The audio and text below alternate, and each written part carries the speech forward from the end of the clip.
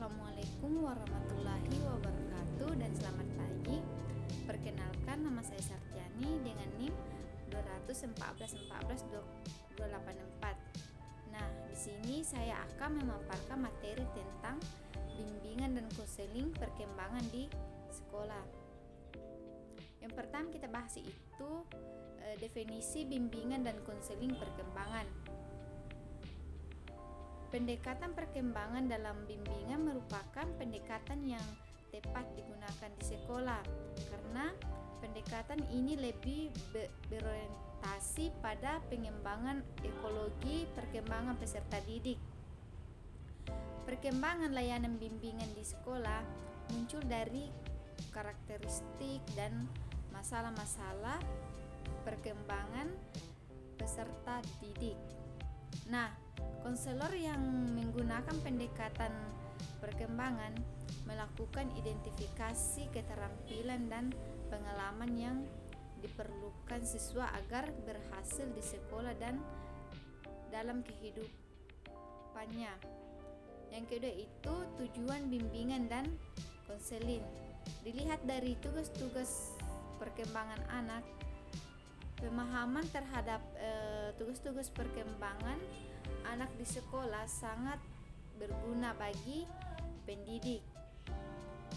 Hafid Hurt mengajukan dua alasan pentingnya pemahaman terhadap konsep tugas-tugas perkembangan bagi pendidik, yaitu yang pertama, menemukan dan menentukan tujuan program bimbingan dan konseling di sekolah.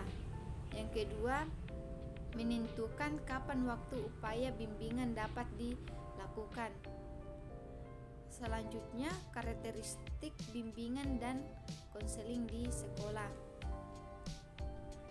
Menurut Muro dan Kotman, terdapat 6 perbedaan penting yang harus dipertimbangkan konselor dalam mengembangkan program bimbingan di sekolah dasar, yaitu yang pertama, konselor memandang bahwa siswa belum memiliki keajegan, oleh karena itu konselor belum dapat menciptakan lingkungan belajar secara permanen. Yang kedua, beberapa jenis layanan bimbingan tidak langsung kepada siswa, melainkan diluncurkan melalui guru, orang tua, dan orang dewasa lainnya. Yang ketiga, kesempatan anak untuk melakukan pilihan masih terbatas. Yang keempat, siswa sekolah dasar memiliki keterbatasan dalam menerima tanggung jawab dirinya. Yang kelima, pengembangan program bimbingan hendaknya berawal dari konsep dasar bimbingan, terutama kepedulian untuk memberikan bantuan kepada siswa sebagai klien dalam proses pembelajaran. Yang keenam, layanan bimbingan di sekolah dasar kurang menekankan pada penyimpanan data. Selanjutnya, fungsi dan peran guru sebagai pembimbing. Nah, sebagai guru kelas yang mengajarkan mata pelajaran, guru pada dasarnya mempunyai peran sebagai pembimbing. Selain tugas utama mengajar, guru juga mempunyai fungsi dalam melaksanakan program bimbingan di kelas yang menjadi tanggung jawabnya. Bahkan Muro dan Kotman menempatkan posisi guru sebagai unsur yang sangat kritis dalam implementasi program bimbingan perkembangan.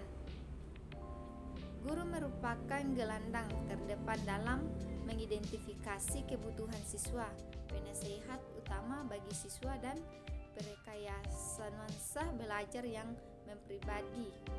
Guru yang memonitor siswa dalam belajar dan bekerja sama dengan orang tua untuk keberhasilan siswa.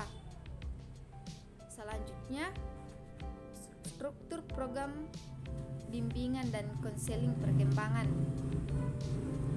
Nah, struktur program bimbingan perkembangan yang komprehensif terdiri atas 4 komponen. Yang pertama itu layanan dasar bimbingan, yang kedua layanan responsif, Yang ketiga, sistem perencanaan individual. Yang keempat, pendukung sistem Muro dan Kottman. Nah, selanjutnya evaluasi program bimbingan perkembangan.